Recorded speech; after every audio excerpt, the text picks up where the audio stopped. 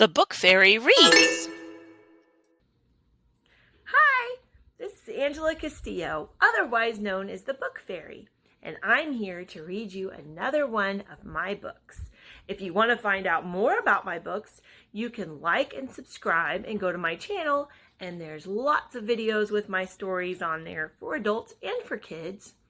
Also, you can find all of my books on Amazon in paperback, hardcover, and Kindle. Today, we're going to be talking about one of my books from my Wild Kind series. And this is a series of 6 books about kids from different countries interacting with animals from their environments. And this story is based in the swamps of Louisiana in the United States. So it's called Henry and the Bullfrog, A Tale of Kindness. So without further ado, let's read Henry and the Bullfrog. Henry and the Bullfrog, A Tale of Kindness. Story by Angela Castillo. Illustrated by Cher Jiang. Contributor Haiying Wu. Saturday night arrived. Animals gathered around a little pond in a wood. They found comfy places to sit. Quiet clouds drifted across the cool white moon. Soon, the most wonderful sounds began. First, the Peeper brothers began to peep. As they sang, little bubbles rose on their throats. Cricket warmed up his wings. His chirps blended perfectly with a symphony of animal sounds. Lady Loon opened her beak. Her soprano trill reached to the stars. The animal audience held its breath, waiting. Where was the star of the show? A large, blobby creature emerged from the water. He lumbered up onto a lily pad. Bullfrog gave his musical friends a broad, froggy grin, then took a deep breath, swelling up with lots of swampy air.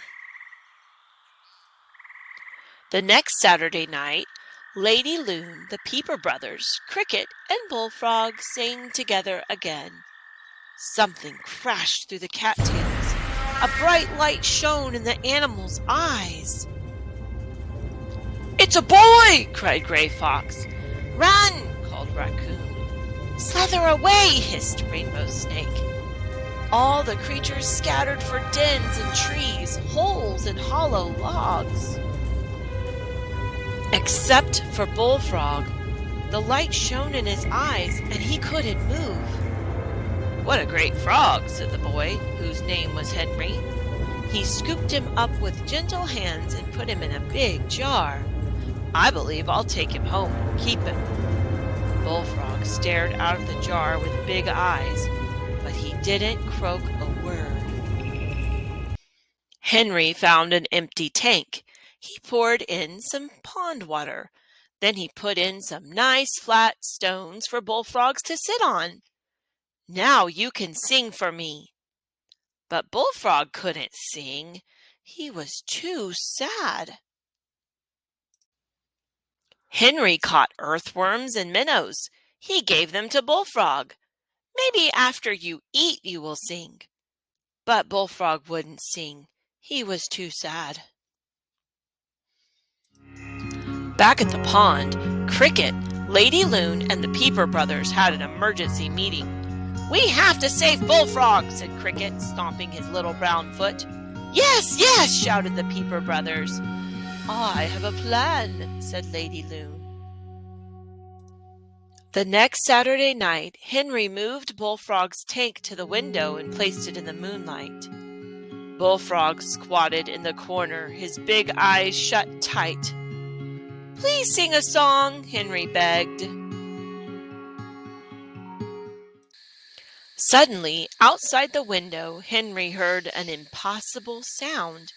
Peepers and a cricket playing a melody. The voice of a loon rose up. Somehow Henry could understand the words. Please, please let Bullfrog go. He is such a dear friend, you know. Please, please let him be free.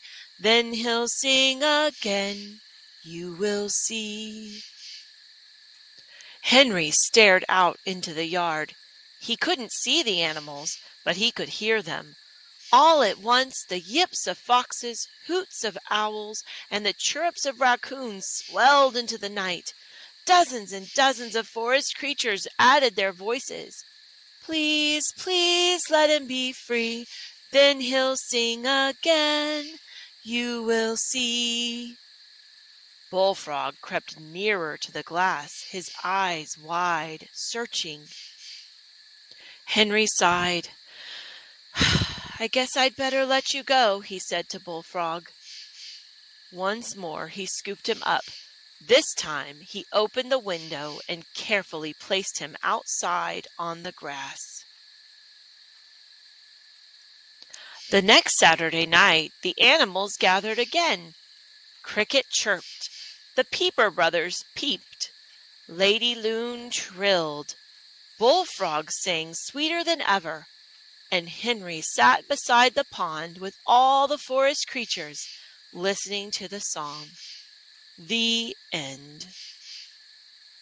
The end. Thanks for watching, and check out the Book Fairies children's stories on Facebook for more information about my books and lots of fun facts about different animals from around the world.